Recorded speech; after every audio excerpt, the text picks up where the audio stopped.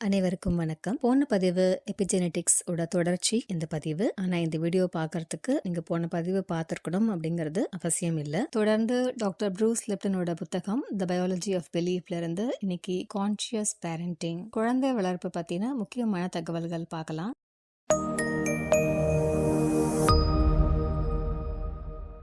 உயிரியல் பரிணாம வளர்ச்சி பயாலஜிக்கல் எவல்யூஷன்ல முதல்ல தோன்றினது ஒரு செல் உயிரினங்கள். நீர்ல வாழும் விலங்குகள், நிலத்துல வாழும் மிருகங்கள், தாவரங்கள், குரங்கு வகைகள், மனிதன், இப்படி படிப்படியா உயிரினங்கள் உருவாக்கப்பட்டதுல இயற்கை சீற்றம் போன்ற வெளிப்புற சூழல்கள்ல இருந்து ஒரு இனம் அழியாம தொடர்ச்சியா பெருகிட்டே இருக்கணும் அப்படின்னா அடிப்படையா அந்த இனத்துல இருக்க உயிரினங்கள் செய்ய வேண்டியது இரண்டு முக்கியமான இயக்கங்கள். ஒன்று தன்னை தானே பாதுகாத்து கொள்வது, மற்றொன்று வளர்ச்சி, ப்ரொடெக்ஷன் அண்ட் growth. இன்னைக்கும் கூட நம்மளோட அன்றாட வாழ்க்கையில இந்த ரெண்டு இயக்கங்களும் ரொம்ப பிரதானமானது. பாதுகாப்பை பத்தி நம்ம பெருசா விளக்க தேவையில்லை. ஆபத்து அப்படின்னு வரும்போது நம்மளோட உடல் ஒரு பாதுகாப்பு மோடுக்கு போகுது. Flight or fight response. Vegas நரம்பு அப்படிங்கிற வீடியோல நம்ம இதை பத்தி விரிவா பார்த்ததுனால இங்க ரிப்பீட் பண்ணல.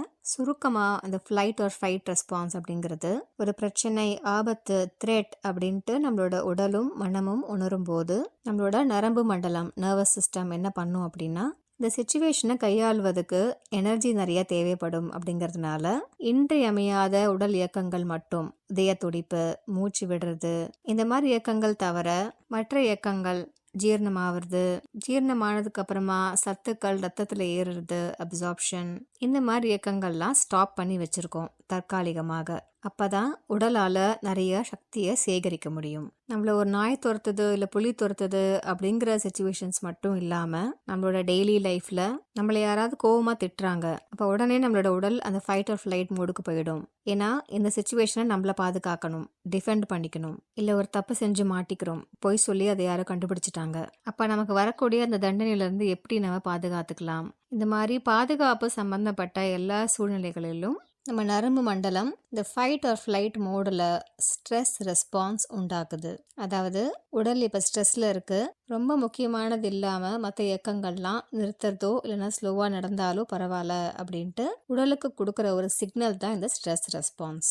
அடுத்தது வளர்ச்சி. பொதுவாக நம்ம என்ன நினைக்கிறோம் அப்படின்னா குழந்தை பருவத்தை தான் நம்ம வேகமாக வளர்றோம், பெரியவங்க ஆனதுக்கு அப்புறமா வளர்ச்சி கம்மியாயிடும்னு நினைக்கிறோம். நம்ம உயிரத்தில் வளரல அப்படின்னா கூட ஒரு நாளில் நம்ம உடம்புல 33,000 கோடி உயிரணுக்கள் புதுசாக புதுப்பிக்கப்படுது. உதாரணத்துக்கு நம்ம சருமத்துல இருந்து டெட் செல்ஸ் கீழே விழுந்துக்கிட்டே இருக்கு. தினைக்கும் வீடு பெருக்கிறவங்க இதை யோசிச்சிருக்கலாம், நேற்று தான் சுத்தமாக வீடு பெருக்கினேன், அதுக்குள்ளே எவ்வளவு தூசி எங்கேருந்து வந்துச்சு அப்படின்னு. இந்த தூசியில் முக்காவாசி நம்ம உடல்லேருந்து கீழே விழுற அந்த டெட் செல்ஸ். இப்படி உலர்ந்து கீழே விழுந்த டெட் செல்ஸ்க்கு பதிலாக புது செல்ஸ் உருவாகிட்டே இருக்கு. ஒவ்வொரு நொடியிலையும் நம்ம உடலுக்குள்ள 20 லட்சம் இரத்த உயிரணுக்கள், பிளட் செல்ஸ் உருவாகிட்டே இருக்கு. உடம்புல இருக்க மொத்த பிளட் செல்ஸும் ஒரு 3-4 மாசத்துக்குள்ள ரீஜெனரேட், புதுப்பிச்சுட்டே இருக்கு. நம்ம குடல் தசைகளோட மேல இருக்க அந்த உயிரணுக்கள் 3 நாளைக்கு ஒரு வாட்டி புதுப்பிக்கப்படுது. ஸோ வளர்ச்சின்னு இந்த வீடியோவில் குறிப்பிடுறது வெளிப்புறத்தில், வெளி தோற்றத்தில் நம்ம உடல் வளர்றது மட்டும் இல்லை, ஆனால் உடலுக்குள்ள நடக்கிற இத்தனை உடலியல் மாற்றங்கள்லையும் வளர்ச்சி நடக்குது. பாதுகாப்பு மற்றும் வளர்ச்சி, இந்த ரெண்டு இயக்கங்களில் ஒரு சுவாரஸ்யமான விஷயம் என்ன அப்படின்னா, எப்பெல்லாம் நம்மளோட உடல் பாதுகாப்பு மோடுக்கு போதோ, அதாவது இப்போ ஒரு ஆபத்தான சூழ்நிலை நம்மளை பாதுகாத்துக்கணும் அப்படின்னு நினைக்குதோ அப்பெல்லாம் வளர்ச்சி முழுமையாக தடைப்படும், இல்லைன்னா வளர்ச்சியோட வேகம் குறைக்கப்படும். ஸோ ஒரே சமயத்தில் ரெண்டும் நடக்காது, ரெண்டுத்துல ஒரு இயக்கம் மட்டும்தான் நடக்கும். குழந்தைகள் வரும்போது வளர்ச்சி அப்படிங்கிறது உடல் வளர்ச்சி மட்டும் இல்லை, மன வளர்ச்சி, அவங்களோட திறமைகளோட வளர்ச்சி, அறிவு வளர்ச்சி, ஆன்மீக வளர்ச்சி, இப்படி பல வகையான வளர்ச்சி அவங்களுக்குள்ள நடந்துகிட்டே இருக்கு. வளர்ச்சி கூட சேர்ந்த இன்னொரு முக்கியமான விஷயம் நோய் எதிர்ப்பு சக்தி. வெளிப்புறத்துல இருந்து குழந்தைங்க கரெக்டான ஹைட்டு, வெயிட்டு இதெல்லாம் அடைஞ்சாலுமே கூட உள்ளுக்குள்ள அவங்க எவ்வளோ ஸ்ட்ராங்கா இருக்காங்க, எப்போதுமே ஆக்டிவா இருக்காங்களா, அடிக்கடி சளி, இரும்பல், ஜுரம் இதெல்லாம் வராம இருக்கா, இதுவும் வளர்ச்சிக்குள்ளதான் உள்ளடங்கும். வளர்ற பருவத்துல எந்த அளவுக்கு அவங்க இந்த பாதுகாப்பு மோட்ல இல்லாம இருக்காங்களோ அந்த அளவுக்கு அவங்களோட வளர்ச்சி, எல்லா விதமான வளர்ச்சியும் மிகுதியா இருக்கும். பாதுகாப்பு அப்படின்ற உணர்வுக்குள்ள அவங்க போகவே கூடாது அப்படிங்கிறது கிடையாது. ஆனா பெரும்பான்மையான நேரங்கள்ல அவங்க பாதுகாப்பு உணர்விலே இருந்தாங்க அப்படின்னா அப்பதான் வளர்ச்சி பாதிக்கும். எந்த மாதிரி சூழ்நிலைகள் குழந்தைங்களை இந்த பாதுகாப்பு உணர்வுக்குள்ள கொண்டு போகலாம் அப்படின்னா, நம்ம தினசரி வாழ்க்கையில ஒரு சின்ன விஷயமா இருக்கலாம். ரோட்ல நடந்து போயிட்டு இருக்கோம், அந்த பக்கமா போகாத, வேகமா வண்டி வந்துகிட்டு இருக்கு, இந்த பக்கமா ஓரமா வா அப்படின்னு நம்ம சொல்ற இந்த சின்ன விஷயம் ஒரு தற்காலிகமா சில நேரத்துக்கு அவங்கள ஒரு பாதுகாப்பு மோட்ல வச்சிருக்கலாம். இதுவே ஒரு எக்ஸ்ட்ரீம் கேஸ்ல வீட்டில் ஒருத்தவங்க குடிப்பழக்கத்துக்கு அடிமையாகி வீட்டுக்கு வரும்போதெல்லாம் வீட்டில் தகராறு, அதை பார்த்து வளர்ற அந்த குழந்தைகளும் ஒரு பயம், அந்த பயத்தினால அது பாதுகாப்பு மோடுக்கு போகலாம். இந்த ரெண்டுத்துக்கும் நடுவில் பல வகைகள் இருக்கு. எக்ஸாம் ஃபியர், பரீட்சைக்கு சரியாக நான் ப்ரிப்பேர் பண்ணியிருக்கேனா இல்லையான்னு தெரியல, என்ன கேள்வி வரும்னு தெரியல, என்னால் அதுக்கு பதில் அளிக்க முடியுமா தெரியல, நான் எவ்வளோ மார்க் வாங்குவேன், பாஸ் ஆகிடுவேனா, என் நண்பனை விட நான் அதிகமாக மார்க் வாங்கிடுவேனா, கிளாஸில் ஃபஸ்ட்டு வாங்கியே ஆகணும், வாங்க முடியுமா, இப்படி அவங்களுக்குள்ளேயே இருக்க ஒரு ப்ரெஷர். வெளியிலேருந்து வீட்டில் இருக்கவங்க கொடுக்குற ப்ரெஷர், நல்லா படித்தே ஆகணும், ஃபஸ்ட்டு மார்க் வாங்கியே ஆகணும் அப்படிங்கிறது. ஸ்கூல்லேருந்து ஆசிரியர்கள் கொடுக்கும் ப்ரெஷர், நல்லா படிக்கணும், நல்லா மார்க் வாங்கணும் அப்படின்ட்டு சாதாரணமாக இன்சிஸ்ட் பண்ணுறது அவங்களுக்கு ஒரு பாசிட்டிவ் ஸ்ட்ரெஸ்ஸை கொடுக்கும். அதாவது அவங்க நல்ல முயற்சி எடுத்து ஆர்வத்தோடு அவங்க படிக்கிறதுக்கு அவங்களுக்கு ஆக்கப்பூர்வமான ஒரு எனர்ஜியை கொடுக்கும். ஆனால் இதுவே அவங்க நல்லா படிக்கலை அப்படிங்கிறதுக்கு அவங்கள திட்டுறதுனாலையோ, வாய்ஸ் ரைஸ் பண்ணி பேசுறது, அடிக்கிறது, கோவமாக நடந்துக்கிறது, மிரட்டுறது, நீ படிக்கலைன்னா நாளைக்கு உன் வாழ்க்கை இப்படி ஆகும் அப்படின்னு சொல்கிறது, உனக்கு படிக்க திறமை இல்லை, நீ எப்போதுமே இப்படி தான் நல்ல மார்க் வாங்க மாட்ட அப்படின்னு அவங்கள ஒரு அவமானத்துக்குள்ளே உள்ளாக்குறது, அவங்க நண்பர்களோடையோ இல்லைன்னா அக்கா தங்கை அண்ணன் தம்பியோட கம்பேர் பண்ணி அவங்களால இது முடியுது ஆனால் உன்னால் முடியல அப்படின்ட்டு மட்டம் தட்டுறது. அடுத்து இப்போ வீட்டில் பொருளாதார நெருக்கடி, எதிர்காலத்தில் பணம் இல்லாமல் என்ன பண்ண போகிறோம் அப்படிங்கிற ஒரு பயம், அடுத்த மாதம் ஸ்கூல் ஃபீஸ் கட்ட முடியுமா, வீட்டு வாடகை பாக்கி கட்ட முடியுமா, அப்பா அம்மாவுக்கு கடன் இருக்குது, இஎம்ஐ இருக்குது, அவங்க எப்படி சமாளிக்க போகிறாங்க, நாட்டில் உலகத்தில் நடக்கிற பல விதமான செய்திகள் அவங்க காதில் விழும்போது, சீனியர்ஸ் நண்பர்கள்லாம் அவங்கள ரேகிங் மாதிரி புல்லி பண்ணுறது, ஏளனமாக பேசுறது, விளையாட்டுக்கு இவங்களை சேர்த்துக்காம இருக்கிறது, இல்லை காரணமே இல்லாமல் ஒரு விஷயத்து மேலே பயம். சில குழந்தைங்களுக்கு தண்ணி பயமாக இருக்கும், சில குழந்தைங்களுக்கு நெருப்பு பயமாக இருக்கும். ஸோ எந்த காரணங்களுக்காக அந்த குழந்தையோட உடலும் மனமும் அந்த பாதுகாப்பு உணர்வுக்குள்ள போகுது அப்படின்னு நம்ம தீர்மானமாக லிஸ்ட் போட்டு சொல்ல முடியாது. சிலது ஆழ்மனத்துக்குள்ளே இருந்தே வர்றது, சிலது நம்ம கையில் இருக்கு. ஆனால் ஒரு விஷயம் நமக்கு தெளிவாக இதுலேருந்து என்ன புரியுது அப்படின்னா, குழந்தைங்க வளர்கிற சமயத்தில் அவங்களோட சூழ்நிலை அவங்களோட இயல்பு தன்மையில் அவங்க வளரணும். உள்ளே இருந்தோ வெளியில இருந்தோ அவங்கள பயமுறுத்துற சூழ்நிலைகள் எப்படி அமைஞ்சிருந்தாலும், உனக்கு நான் இருக்கேன், இல்லை நாங்கள்லாம் இருக்கோம், உன்னை சுற்றி பாதுகாப்பாக இத்தனை பேர் இத்தனை சக்திகள் இருக்கு அப்படின்னு அவங்களுக்கு எடுத்துரைக்கிற அன்பான உறவுகள் தேவை. தினைக்கும் அன்பான அரவணைப்பு, அன்பான வார்த்தைகள், அன்போடு ஊக்கம், இது நம்ம கையில் இருக்கு. குழந்தைங்களை இந்த விஷயத்தில் ஹெல்ப் பண்ணுறதுக்கு ப்ராக்டிக்கலாக நம்ம என்னென்ன பண்ணலாம் அப்படிங்கிறதுக்கு சில சஜஷன்ஸ் பார்க்கலாம். நம்பர் 1, குழந்தைங்க எந்தெந்த விஷயத்துக்காக அவங்க மனம் இல்லை அவங்க உடல் பாதுகாப்பு மோடுக்கு போகுது அப்படிங்கிறத நம்ம அப்சர்வ் பண்ணி பார்க்கலாம். ஸோ நமக்கு ஃபஸ்ட்டு அந்த சைன்ஸ் அண்ட் சிம்டம்ஸ் தெரியணும். அதாவது அவங்க உடலும் மனமும் அந்த பாதுகாப்பு மோடில் இருக்குது அப்படிங்கிறதுக்கு. ஒன்று, அவங்களோட பயத்தை அவங்க வெளிப்படையாக எக்ஸ்ப்ரெஸ் பண்ணலாம். சில குழந்தைங்க வெளிப்படையாக எக்ஸ்ப்ரெஸ் பண்ண மாட்டாங்க, ஆனால் உள்ளுக்குள்ளே இறுக்கமாக அமைதியாக இருப்பாங்க, யார்கிட்டையும் எதுவும் பேசாமல். சில சமயத்தில் டென்ஷன், வெளியில் அவங்களுக்குள்ளே இருக்க பதட்டத்தை நம்ம பார்க்கலாம். கோவம், எடுத்தெறிஞ்சு பேசுறது. பொதுவாக கோவத்தில் கத்துறத நம்ம ஒரு தவறான விஷயமாகவே பார்த்து பழகிட்டோம். ஆனால் அதுக்கு பின்னாடி அதுக்கு உள்ள ஒரு பயம் இருக்கிறத நம்ம உணர ஆரம்பிக்கணும். நம்ம மனத்துக்குள்ளே எந்த அளவுக்கு நமக்கு பயம் இருக்கோ, எந்த அளவுக்கு தடுமாற்றம் இருக்கோ, அந்த அளவுக்கு நம்ம கோவத்தால் வெளிப்படுத்துறதுக்கு வாய்ப்புகள் நிறைய இருக்குது. ஸோ பசங்கள்கிட்ட நம்ம ஏதோ ஒன்று சொல்கிறோம், அதை அவங்கள ட்ரிகர் பண்ணி அவங்களுக்கு கோவம் வருது அப்படின்னா அந்த பர்டிகுலர் விஷயம் மேபி அவங்கள இந்த பாதுகாப்பு உணர்வுக்கு கொண்டு போகுது. அப்படின்னா நம்ம சொல்லக்கூடிய அந்த விஷயம் தவறில்லை, ஆனால் அதை நம்ம எப்படி கையாளுறோம் அப்படிங்கிறதுல நம்ம சின்ன மாற்றங்கள் ஏற்படுத்தலாம். அடிக்கடி குழந்தைங்களுக்கு வரக்கூடிய உடல் உபாதைகள், அது அவங்களோட உடல் கொடுக்குற சிம்டம். ஏன்னா முன்னாடியே சொன்ன மாதிரி அதிக நேரம் அவங்க உடல் பாதுகாப்பு உணர்விலேயே செலவழிக்கும் போது வளர்ச்சிக்கான நேரம் கொடுக்கப்படுறதில்ல. போதுமான அளவு வளர்ச்சிக்குரிய அவகாசம் கொடுக்கப்படும் போது மட்டும்தான் உடல் ஆரோக்கியத்துக்கும் எதிர்ப்பு சக்திக்கும் உண்டான புரோதங்கள் மற்ற கனிமங்கள் உருவாக்கப்படுது உடலில். ஸோ ஃபர்ஸ்ட் ஸ்டெப், எந்த விஷயத்துக்குலாம் உங்கள் குழந்தைங்க இந்த மாதிரி சிம்டம்ஸ் வெளிப்படுத்துகிறாங்க அப்படிங்கிறத உங்களுக்குள்ளே நீங்கள் நோட் பண்ணி வச்சுக்கோங்க. அவங்கக்கிட்ட டிஸ்கஸ் பண்ண வேண்டாம். செகண்ட் ஸ்டெப் ரொம்ப முக்கியமானது. குழந்தைங்க வெளிப்படுத்துகிற இந்த சிம்டம்ஸ்க்கு ஏதோ ஒரு விதத்தில் நம்ம தான் காரணமோ அப்படிங்கிற வகையில் நம்ம ஒரு கில்ட் ட்ரிப், ஒரு குற்ற உணர்வுக்குள்ளேயோ அவமானத்துக்குள்ளேயோ போகாமல் நம்ம பார்த்துக்கணும். இது எதையுமே தெரிஞ்சு வேணும்ட்டே நம்ம பண்ணலை. எல்லாருமே வளர்ந்துக்கிட்டே இருக்கோம். எல்லாருமே தவறு செய்யறதுக்கு வாய்ப்புகள் இருக்குது. ஆக்கப்பூர்வமாக இனிமேல் நம்ம என்ன பண்ணலாம் அப்படிங்கிறத நம்மளோட எனர்ஜி நம்ம செலவழிக்கிறது தான் இங்கே பெஸ்ட்டான சொல்யூஷன். இதுக்கு முன்னாடி இந்த மாதிரி நடந்துருச்சு, நான் இந்த மாதிரி தப்புகள் பண்ணிட்டேன் அப்படின்னு கடந்த காலத்துக்கு நம்ம போகிறது நம்ம எனர்ஜியை ரொம்ப வேஸ்ட் பண்ணுறோம் அப்படின்னு அர்த்தம். ப்ளஸ் எந்த வயசில் வேணால் எப்பேற்பட்ட ஆழ்மான பதிவுகளையோ பழக்க வழக்கங்களையோ ஆழமாக பதிஞ்ச எந்த ஒரு மனநிலை, எந்த ஒரு உணர்வு எதுவாக இருந்தாலும் எந்த வயசில் வேணால் மாற்றிக்க முடியும். நம்ம உடலுக்கும் மனதுக்கும் நம்ம உணர்வுகளுக்கும் உணர்ச்சிகளுக்கும் முக்கியமாக மூளைக்கும் நரம்பு மண்டலத்துக்கும் இந்த திறமை இருக்குது. நியூரோ பிளாஸ்டிசிட்டி அப்படின்னு சொல்லக்கூடிய இந்த துறையில் இன்னைக்கு ஆராய்ச்சிகள் அதிவேகமாக நடந்துக்கிட்டு இருக்கு. 70-80 வயது ஆனவர்கள் கூட அவங்களோட தன்மைகள் பழக்க வழக்கத்தை சுலபமாக மாற்றிக்க முடியும் அப்படின்னு இன்னைக்கு ஆராய்ச்சிகளில் சொல்லப்படுது. அப்படி இருக்கிறப்போ சின்ன குழந்தைங்கள், வளர்கிற பருவத்தில் இருக்கவங்க, டீனேஜ் பிள்ளைங்க, இவங்களுக்குள்ள ஒரு ஆக்கப்பூர்வமான மாற்றத்தை கொண்டு வர்றது ஒரு கடினமான விஷயமே கிடையாது. அதனால குழந்தைங்க விஷயத்தில் நம்ம எதையுமே இழக்கலை, எந்த தவறுமே செய்யலை. மூன்றாவது, நம்ம குழந்தைங்களை அணுகிற அந்த முறையில் அவங்க பாதுகாப்பாக உணரணும். இதில் தான் நம்ம எல்லாருமே கவனமாக இருக்கணும். திட்டுறது, மிரட்டுறது, அடிக்கிறது, தண்டனை கொடுக்கறது, பிளாக்மெயில் பண்ணுறது, அவமானப்படுத்துறது, இது எல்லாமே கண்டிப்பாக குழந்தைங்களை அந்த பாதுகாப்பு உணர்வு மோடில் தான் கொண்டு போகும். குழந்தைங்களை கண்டித்து தான் வளர்க்கணும், அடி உதவுற மாதிரி அண்ணன் தம்பி கூட உதவ மாட்டாங்க அப்படின்னு சொல்லி நம்மளை வளர்த்துருப்பாங்க. அப்படியெல்லாம் வளர்த்ததுனால தான் இன்றைக்கி நல்ல நிலைமையில் நீ இருக்க அப்படின்னு ஜஸ்டிஃபையும் பண்ணுவாங்க.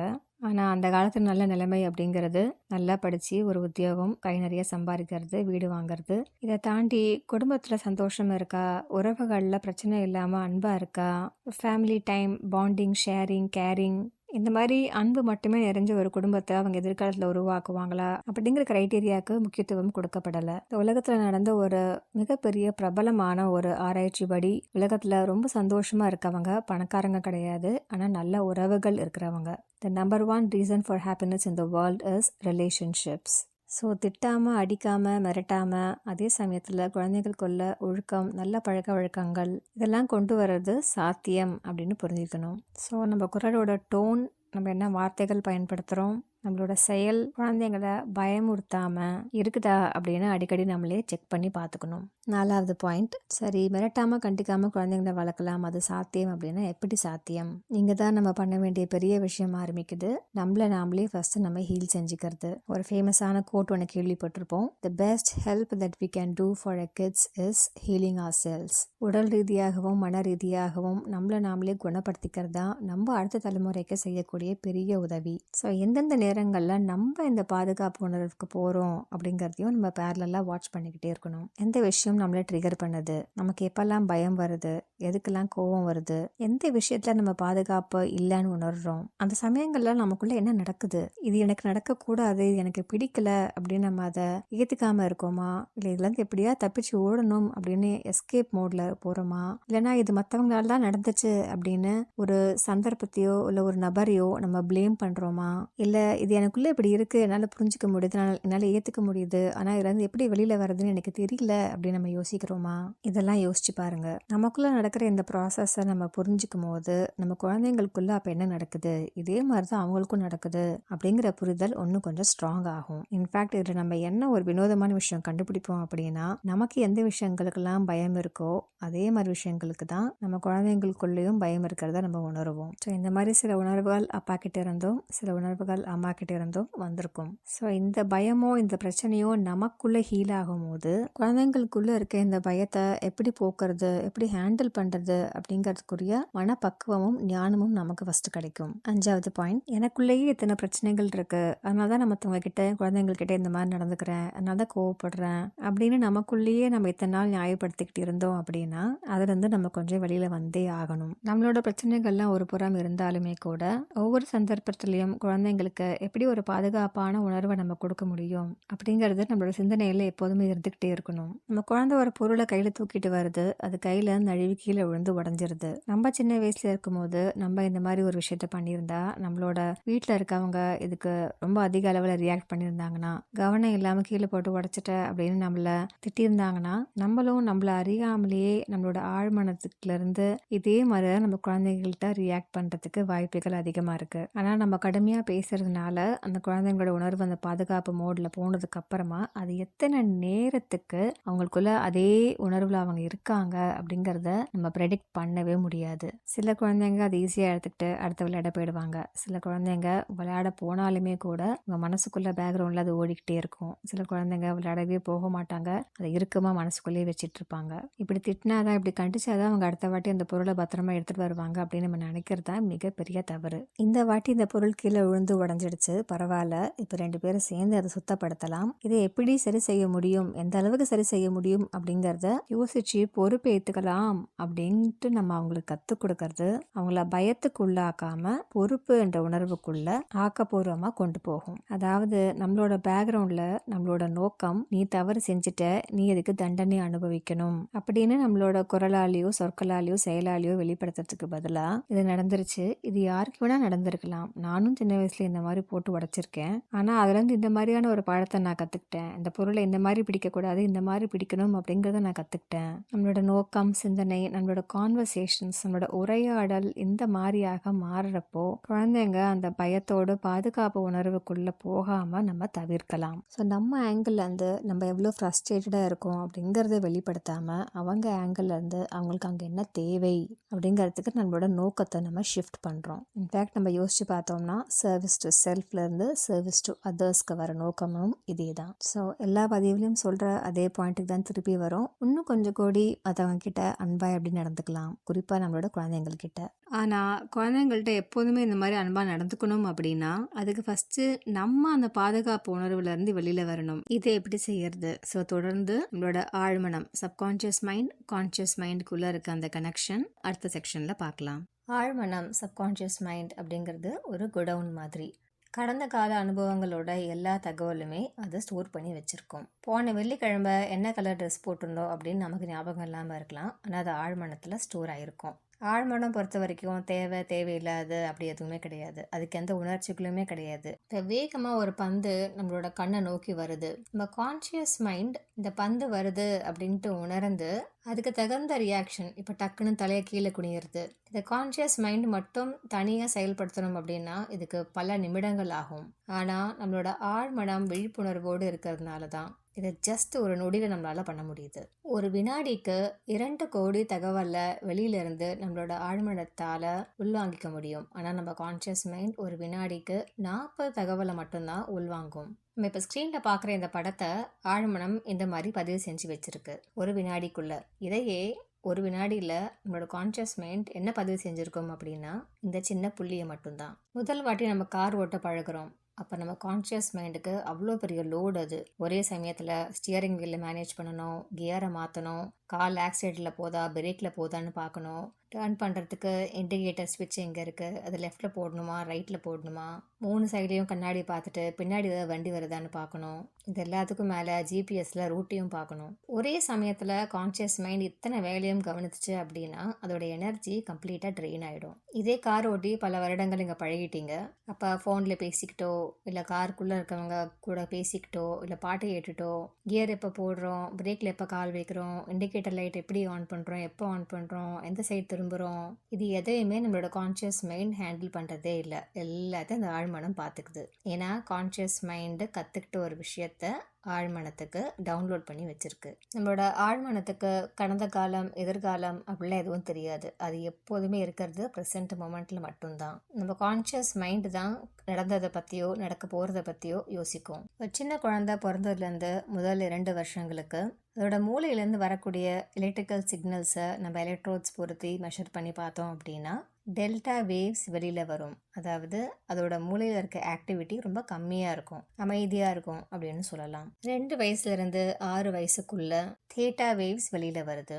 டெல்டா வேவ்ஸை கம்பேர் பண்ணும்போது தேட்டா வேவ்ஸ் இன்னுமே கொஞ்சம் ஆக்டிவிட்டி அதிகம், இருந்தாலும் அதுவும் ரொம்ப அமைதியான ஒரு மனநிலை. மனோ தத்துவ நிபுணர் இப்போ ஒரு பேஷண்ட்டை ஹிப்னாசிஸ் கொண்டு போயிட்டு உங்களோட ஆழ்மனத்தில் ஒரு ப்ரோக்ராமிங் பண்ணுறாங்க அப்படின்னா அவங்க இந்த தேட்டா வேவ் ஸ்டேட் தான் கொண்டு போவாங்க.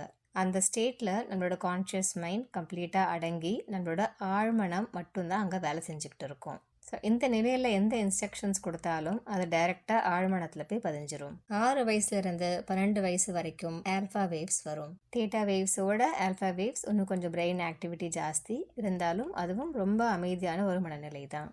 12 வயசுக்கு மேலே தான் இந்த பேட்டா வேவ்ஸ் ஆக்டிவ் ஆகுது. பேட்டா வேவ் ஸ்டேட்டில் பிரெயினோட ஆக்டிவிட்டி அதிவேகமாக இருக்கும். ஸோ பிறந்த குழந்தையிலிருந்து 12 வயசு வர வரைக்கும் கொஞ்சம் கொஞ்சமாக அந்த கான்சன்ட்ரேஷன் எபிலிட்டி, ஒரு சமயத்தில் ஒரு விஷயத்துல மேலே மட்டும் கவனம் இருக்கிற அந்த தன்மை கொஞ்சம் கொஞ்சமாக குறைஞ்சிக்கிட்டே வருது. நம்மலாம் கேள்விப்பட்டிருப்போம், பொதுவாக தியானம் பண்ணும்போது நம்மளோட பிரெயின் ஆக்டிவிட்டி பேட்டா வேவ்ஸ்லேருந்து குறைஞ்சி ஆல்ஃபா வேவ் ஸ்டேட்டுக்கு வரும். தியானத்தில் ஆழ்நிலைக்கு போகிறவங்க இன்னும் தேட்டா வேவ்ஸ் கூட போகலாம். அதே மாதிரி நம்ம தூங்கும் போதும் பேட்டா வேவ்ஸ்லேருந்து ஆல்ஃபா வேவ்ஸ் அப்புறமா தேட்டா வேவ்ஸ், ரொம்ப ரேராக டெல்டா வேவ் ஸ்டேட் கூட போகலாம். அந்த குழந்தை பார்க்கறது, கேட்கறது, தன்னை சுற்றிலும் நடக்கிறது, அதோட யூகங்கள், இது எல்லாமே அதோட ஆழ்மனசில் போயிட்டு டைரெக்டாக ஸ்ட்ராங்காக ஆழமாக பதியுது. இது மட்டும்தான் ஆழ்மனத்தில் இருக்குமா அப்படின்னு கேட்டால், இப்போ முன்ஜென்மம் மறுஜென்மம் அதில் நம்பிக்கை இருக்கிறவங்களுக்கு நம்மளோட முன்ஜென்மத்தில் நடந்த சில தாக்கங்களும் நம்ம ஆழ்மனசில் இருக்கலாம். இப்போ இந்த நிமிஷம் நம்ம எல்லாருமே செயல்படுறது நம்மளோட கான்ஷியஸ் மைண்ட், அதாவது சுய நினைவை பயன்படுத்தி. நமக்கு ஆழ்மனத்தில் என்னென்ன தகவல்கள் இருக்குது அப்படிங்கிறது நமக்கு ரொம்ப கிளியராக தெரியாது. இருந்தாலும் நம்ம இந்த நிமிஷமே கூட 100% நம்மளோட கான்ஷியஸ் மைண்ட் மூலமாக தான் செயல்படுறோம் அப்படிங்கிறது அவசியம் இல்லை. நம்ம பேக்ரவுண்டில் ஆழ்மனம் ஓடிக்கிட்டே தான் இருக்குது. இன்ஃபேக்ட் நம்ம 5% தான் கான்ஷியஸ் மைண்ட் மூலமாக செயல்படுறோம். 95% நம்ம சப்கான்ஷியஸ் மைண்ட் தான் நம்மளை வழிநடத்திக்கிட்டு இருக்கு. ஆழ்மன பதிவுகள், கான்ஷியஸ் மைண்ட் பற்றி நம்ம சேனல்லே சில வீடியோஸ்ல இதுக்கு முன்னாடி பார்த்துருக்கோம். இது இல்லாமல் நிறைய வீடியோஸ் பார்த்துருப்போம், புத்தகங்கள் படிச்சிருப்போம். ஆனால் இது வரைக்கும் நான் எங்கேயுமே கேள்விப்படாத ஒரு பயனுள்ள தகவல் இங்கே என்ன அப்படின்னா, நம்ம ஆழ்மனத்தில் ஒரு கருத்து ஆழமாக பதிஞ்சிருக்கு. ஆனால் நமக்கு யூஸ்வலாக அது என்னன்னு தெரியாது. நம்ம கான்ஷியஸ் மைண்ட், நம்ம சுயமாக சிந்திக்கக்கூடிய அந்த மனத்திலிருந்து நம்ம ஒரு குறிக்கோளை வச்சிருக்கோம், ஒரு நம்பிக்கையை வச்சிருக்கோம். இந்த ரெண்டுத்துக்கும் நடுவில் ஒரு கான்ஃப்ளிக்ட் இருக்கும் போது, அதாவது ஆழ்மன பதிவோட நம்பிக்கை ஒரு மாதிரியா இருக்கு, ஆனா நம்ம சிந்திக்கிற மனத்துல இருந்து நமக்கு ஒரு நம்பிக்கை வருது. இது ரெண்டும் வெவ்வேறாக இருக்கும் போது நடுவுல எது மாட்டிக்கிட்டு முழிக்குது அப்படின்னா நம்மளோட உடல். ரெண்டு சைடும் பிடிச்சி இழுக்கிற இந்த ஆப்போசிட் ஃபோர்ஸஸ், இந்த தவிப்புனால நம்ம உடலுக்கு என்ன நடக்குது அப்படின்னா, நம்ம உடல் பலவீனமாகுது, சக்தி இழந்த மாதிரி நம்ம உணர்றது, மசில்ஸ் வீக் ஆகுது. கைனசாலஜி அப்படிங்கிற ஒரு துறையில மசில் டெஸ்டிங் அப்படின்னு ஒரு டெஸ்ட் ஒன்று இருக்கு. இந்த கான்ஷியஸ்னஸ் சார்ட்டை உருவாக்கின டேவிட் ஹாக்கின்ஸ் அவரும் இந்த மசில் டெஸ்டிங்கை யூஸ் பண்ணி தான் இந்த சார்ட்டே உருவாக்கியிருக்காரு. இதை பற்றி கொஞ்சம் நீங்கள் டீட்டெயில்டாக படித்து பார்த்தீங்கன்னா வீட்டில் யார் வேணால் இதை பண்ணி பார்க்கலாம். இதுக்கு வீட்டில் இன்னொருத்தவங்களோட உதவி நமக்கு தேவைப்படும். ஒரு எதர் நின்றுக்கலாம், இல்லைனா ஒரு சேரில் ரிலாக்ஸ்டாக உட்காந்துக்கலாம். நம்மளோட ஒரு கையை ஃபுல்லாக நீட்டி ஸ்டெடியாக ஸ்ட்ராங்காக வச்சுக்கணும். இப்போ உதாரணத்துக்கு முதல் டெஸ்டிங்கில் நம்மளோட பெயர் நம்ம சொல்லலாம். இப்போ நான் என் பெயர் நந்தினி அப்படின்னு சொல்கிறேன். அதே சமயத்தில் இன்னொருத்தவங்க நம்மளோட கையை மேலேருந்து கீழே அழுத்த பார்க்குறாங்க. இப்போ என் பெயர் நந்தினி அப்படிங்கிறத என்னோட ஆழ்மனம், என்னோட கான்ஷியஸ் மைண்ட் ரெண்டுமே ஒத்துக்கிற சமயத்துல இன்னொருத்தவங்க அழுத்த பார்க்கும் போது என் கை கீழே போகாது, என்னோட கை தசைகள் அப்ப ஸ்ட்ராங்கா இருக்கும். இப்போ இதுவே என் பெயர் பிரியா அப்படின்னு நான் சொல்றேன். ஸோ என் கான்ஷியஸ் மைண்ட் அதை சொல்லுது, ஆனா என் ஆழ்மனத்துக்கு தெரியும் அது உண்மை இல்லை அப்படின்ட்டு. ஸோ கான்ஷியஸ் மைண்ட் சொல்ற ஒரு விஷயத்துக்கும்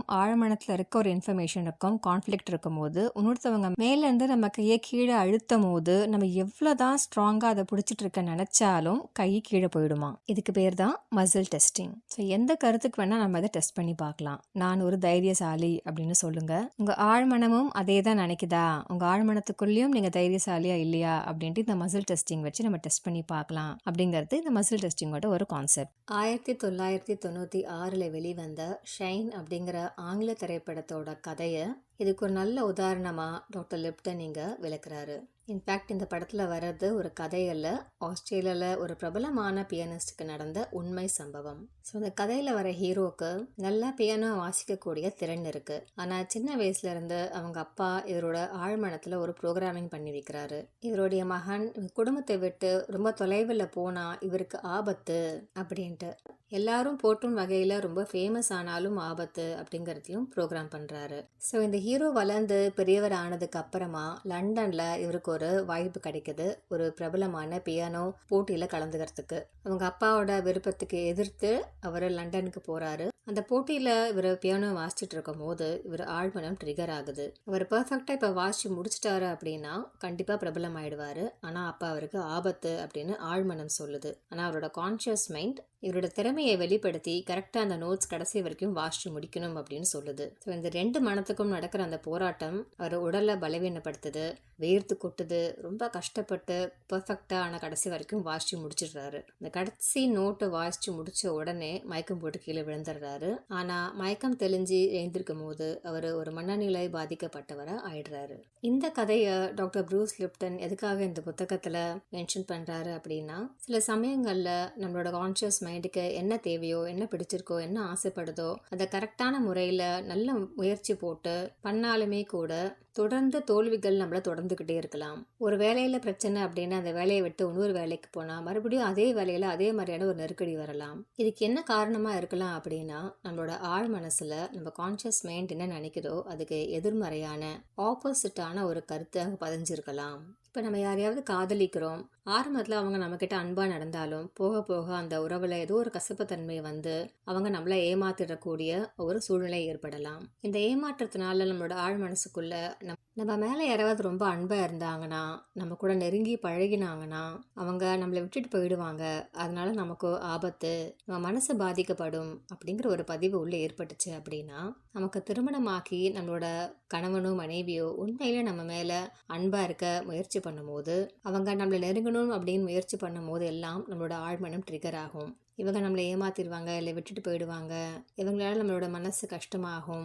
ஆனால் இதெல்லாம் நம்ம கான்சியஸ் மைண்டுக்கு தெரியாது, புரியாது. ஆனால் ஆழ்மனத்துலேருந்து நம்ம இப்படி தான் ரியாக்ட் பண்ணுறோம். அன்பை ஏற்றுக்கிறதுக்கு முடியாமல் பட்டும் படாமலே அந்த திருமண வாழ்க்கை போகிட்டு இருக்கு. இதே மாதிரி நம்ம ஒருத்தவங்க மேலே அன்பாக இருந்தோம் அப்படின்னா அவங்க நம்மளை ஏமாற்றி போயிடுவாங்க, அவங்களால நமக்கு ஒரு கஷ்டம் வரும் அப்படின்ற ஒரு ஆழ்மான பதிவுனால மற்றவங்க மேலே எப்படி அன்பாக இருக்கணும் அப்படிங்கிறது நமக்கு இயல்பாக வராமல் போகலாம். நார்சிசிஸ்ட் மேலே அன்பாக இருக்கக்கூடாது, எல்லாரும் மேலேயும் அன்பா இருக்கக்கூடாது, நம்மளை இழிச்ச வாய் நினைச்சிருவாங்க, இப்படியெல்லாம் மக்கள் சொல்லி நம்ம கேள்விப்படுறோம். இது ஏன் சொல்றாங்க அப்படின்னா, அவங்களுக்குள்ள ஏற்பட்ட அந்த கடந்த கால தாக்கத்தினால அவங்க ஆழ்மனத்துல இருக்கிற ஒரு பதிவுகள். இந்த படத்துல வர உதாரணம் மாதிரி நம்ம பிரபலமானா நமக்கு ஆபத்து, சில பேருக்கு பணக்காரர்களா ஆனா நமக்கு ஆபத்து, பணம் அளவா இருந்தாதான் நமக்கு சந்தோஷம். ஸோ பொதுவா இந்த பாதுகாப்பை சுத்தி நிறைய ஆழ்மன பதிவுகள் இருக்கலாம். ஸோ ஒரு பக்கம் நம்மளோட கான்சியஸ் மைண்ட் நம்ம நிறைய பணம் சம்பாதிக்கணும் அப்படின்னு ஆசைப்படலாம். ஆனா இன்னொரு பக்கம் நம்மளோட ஆழ்மனசு அப்படி சம்பாரிச்சின்னா உன் சந்தோஷம் போயிடும், உனக்கு ஆபத்து அது அப்படின்னு. இது ரெண்டுத்துக்கும் நடக்கிற அந்த போராட்டத்துல நம்மளோட உடல் பலவீனம் ஆகிறதுக்கு ஒரு வாய்ப்பு இருக்கு. பலவீனம் அப்படின்னா ஒன்று எனர்ஜி குறைஞ்ச மாதிரி உணர்றது, இல்லைன்னா காரணமே இல்லாம எந்த மருந்து மாத்திரையிலையும் குணமாகாத ஒரு தீராத நோயா வெளிப்படலாம். இந்த மாதிரி நம்ம கான்சியஸ் மைண்டுக்கு எதிரான ஆழ்மான பதிவுகள்லாம் என்னெல்லாம் இருக்கு அப்படின்னு நம்ம தெரிஞ்சுக்கிறதுக்கு டைரக்டா ஒரு டெக்னிக் இருக்கான்னு தெரியல. அதை பத்தி இந்த புத்தகத்துல எதுவும் குறிப்பிடல. ஆனா எந்த விஷயத்துக்குலாம் நம்ம கோவப்படுறோம், எதுக்கெல்லாம் ஃப்ரஸ்ட்ரேட் ஆகிறோம், எந்த சமயங்கள்ல நம்மளோட உடம்பு வீக் ஆகுது, எப்பெல்லாம் பயம் வருது, எப்பெல்லாம் நம்ம பாதுகாப்பு இல்லாத மாதிரி உணர்றோம், செக்யூரிட்டி இஷ்யூஸ், இதெல்லாம் ட்ரேஸ் அவுட் பண்ணால் நமக்கு ஏதாவது க்ளூ கிடைக்கலாம். இல்லைனா நம்ம ஆழ்மனத்தில் என்ன இருக்குது அப்படிங்கிறது நம்ம தெரிஞ்சுக்கணும் அப்படிங்கிறது கூட அவசியம் இல்லை. நமக்கு ரொம்ப முக்கியமானது நம்ம பாதுகாப்பாக இருக்கோம் அப்படிங்கிறத நம்ம உணர்றது. அறநெறிகள், மாரல் வேல்யூஸை பின்பற்றி நம்ம கான்சியஸ் மைண்ட் என்ன செய்யறதுக்கு ஆசைப்படுதோ அதை செய்யும் போது நம்ம பாதுகாப்பாக தான் இருக்கோம் அப்படிங்கிற உணர்வை நமக்குள்ள மீண்டும் மீண்டும் கொண்டு வரலாம். சில பேருக்கு இந்த அஃபர்மேஷன்ஸில் நம்பிக்கை இருந்துச்சு அப்படின்னா, நைட் தூங்குறதுக்கு முன்னாடி நான் பாதுகாப்பாக இருக்கேன், ஐ எம் சேஃப், பணம் இருந்தாலும் நான் பாதுகாப்பாக இருக்கேன், பணம் இல்லைனாலும் நான் பாதுகாப்பாக இருக்கேன், என்னை சுற்றில இருக்கிற எல்லா உறவுகள்னாலும் நான் பாதுகாப்பாக இருக்கேன். இந்த மாதிரி எந்த விஷயங்கள்லாம் உங்களை பாதிக்குதுன்னு நினைக்கிறீங்களோ அதுக்கெல்லாம் நீங்களும் ஒரு அஃபர்மேஷன்ஸை உருவாக்கி அந்த அஃபர்மேஷன்ஸ் பாசிட்டிவாக இருக்கணும். அதாவது பாதுகாப்பாக இருக்கேன் அப்படின்னு சொல்லணுமே தவிர ஆபத்து இல்லாமல் இருக்கேன் அப்படின்னு சொல்லக்கூடாது. ஏன்னா ஆழ்மனத்துக்கு இந்த டூ டோன்ட், இருக்கு இல்லை அதெல்லாம் எடுத்துக்காது. அது பாதுகாப்பு, ஆபத்து இந்த மாதிரி கீவேர்ட்ஸை மட்டும்தான் எடுத்துக்கும். அதே மாதிரி அந்த அஃபர்மேஷன் ப்ரெசன்ட் டென்ஸில் இருக்கணும், நிகழ்காலத்தில் இருக்கணும். நான் பாதுகாப்பாக இருப்பேன், சந்தோஷமாக இருப்பேன் இது நடந்தால் அப்படின்ட்டு சொல்லக்கூடாது என்றைக்குமே. இப்போ நான் பாதுகாப்பாக இருக்கேன், இப்போ நான் சந்தோஷமாக இருக்கேன் அப்படின்னு பாசிட்டிவ் வேர்ட்ஸ் ப்ளஸ் இந்த ப்ரெசன்ட் டென்ஸ் காம்பினேஷன் இதை யூஸ் பண்ணி அஃபர்மேஷன்ஸ் நீங்கள் க்ரியேட் பண்ணி நைட் தூங்கும் போது அது வெறும் வார்த்தைகளாக மெக்கானிக்கலாக மட்டும் சொல்லாமல் மனசாலையும் உணர்ந்துட்டு படுக்கும்போது நம்ம ஆழ் மனசுக்குள்ளே டைரெக்டாக அது போகிறதுக்கு ஒரு வாய்ப்பு இருக்குது. தூங்க போகிற அந்த சமயத்தில் நம்ம சுலபமாக ஆல்ஃபா ஸ்டேட் தேட்டா ஸ்டேட்டுக்கு நம்ம ட்ரிஃப்ட் ஆகிறதுக்கு சான்சஸ் அதிகமாக இருக்குது. ஹையர் செல்ஃப் மேலே நம்பிக்கை இருக்கிறவங்க உங்கள் தியானத்துலேயோ இல்லை நைட் தூங்குறதுக்கு முன்னாடியோ ஹையர் செல்ஃப் கிட்ட உதவி கேட்கலாம். பரிபூர்ணமாக நீங்கள் பாதுகாப்பாக எப்போதுமே ஃபீல் பண்ணணும் அப்படிங்கிறதுக்காக கைடன்ஸ் கேட்கலாம். கடவுள் நம்பிக்கை இருக்கிறவங்க மனசார நீங்கள் எப்போதுமே பாதுகாப்பாக உணரணும் அப்படின்ட்டு வேண்டிக்கலாம். தெரப்பீஸில் நம்பிக்கை இருக்கிறவங்க ஒரு சைக்கோ தெரபிஸ்ட், ஹிப்னோ தெரபிஸ்ட் இவங்களோட உதவியை நாடலாம். இதில் எதுலையுமே உடன்பாடு இல்லைனா கூட உங்களோட ஆழமான நம்பிக்கை நீங்கள் எப்போதும் பாதுகாப்பாக தான் இருக்கீங்க அப்படின்னு. ஸோ இந்த வீடியோவோட ஒரு முக்கியமான டேக்அவே, விழிப்புணர்வோடு நம்ம குழந்தைங்களை வளர்க்கணும் அப்படின்னா அவங்க சேஃப் அண்ட் செக்யூர்டாக பாதுகாப்பாக இருக்கிறாங்க அப்படிங்கிற விதையை நம்ம அவங்களுக்குள்ளே விதைக்கணும். அதுக்கு முக்கியமானது நம்மளோட அன்பு, அரவணைப்பு, இனிமையான சொற்கள், பொறுப்பான செயல்கள். இதெல்லாம் பண்ணுறதுக்கு பின்னாடி நம்மளும் அந்த பாதுகாப்பான உணர்வுக்குள்ளே இருக்கணும். இந்த உலகம் அழகானது, இந்த உலகம் பாதுகாப்பானது, வாழ்க்கையோட எல்லா அம்சங்களும் நமக்கு பாதுகாப்பு, சந்தோஷத்தை அளிக்கக்கூடியது. நம்மளை சுற்றி இருக்கிறவங்க எல்லாரும், இந்த எல்லா சந்தர்ப்பங்கள், எல்லா சூழ்நிலைகள் எல்லாமே நம்மளை பாதுகாப்பாக வச்சிருக்கு அப்படிங்கிறத நம்பலாம். தொடர்ந்து நிறைய கமெண்ட்ஸில் பேரண்டிங் பற்றின போஸ்ட் போடுங்க அப்படின்னு கேட்டுக்கிட்டே இருந்ததுனால மற்ற தலைப்பு எல்லாம் பாஸ் பண்ணி வச்சுட்டு இந்த புக்கை எடுத்ததுக்கு முக்கியமான காரணம் இந்த கான்ஷியஸ் பேரண்டிங் பற்றி பேசுகிறதுக்காக தான்.